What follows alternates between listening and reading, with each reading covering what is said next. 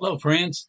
There are a lot of comparisons between the spiritual and the natural, and a lot of that involves the physical realm, like eating. Now, many of us occasionally like to eat real high quality food, particularly if we've been sick or something, and we eat the right kind of food and it's healthier and we feel better, have more energy. But a lot of us, too, sometimes are drawn to go buy junk food and just gorge on that, then we feel all kinds of issues rise up, and sometimes we're not even sure what we're doing to ourselves. Well, let's talk about the spiritual, the uh, Mass or the Lord's Supper or communion, whatever your church calls it. Jesus says, "This is my body, given for you. Eat in remembrance of me." And this is my blood of the new covenant. Take, drink. And it's talking about that relational vine where we're in union and communion with God. And He is our source. He's where we're getting our spiritual nutrition from. So I would say that in the battle between the spiritual aspect that we have and the natural sensual desires of the flesh, which can include any kind of appetite or addiction, and what we've got to do is we've got to make a decision at some point.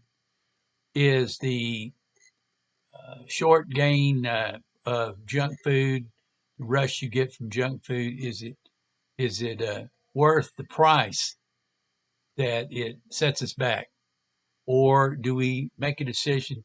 I'm gonna.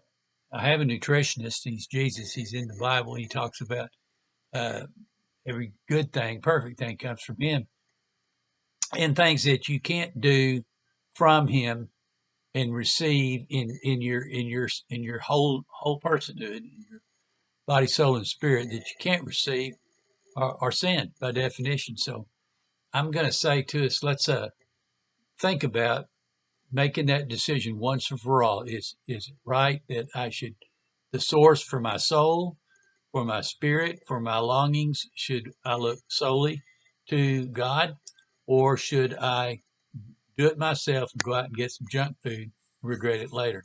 So I'm going to say that I'm just now learning this, and uh, I probably learned it before, but we have a tendency to forget things. So, friends, let's kind of here as we're coming towards the summer. Let's think about, a lot of people do things that are good for themselves in the summer. They work out, they swim, they do yard work, they do all kinds of good things, and sometimes they eat better. They eat lighter. They have lighter meals that are more nutritious.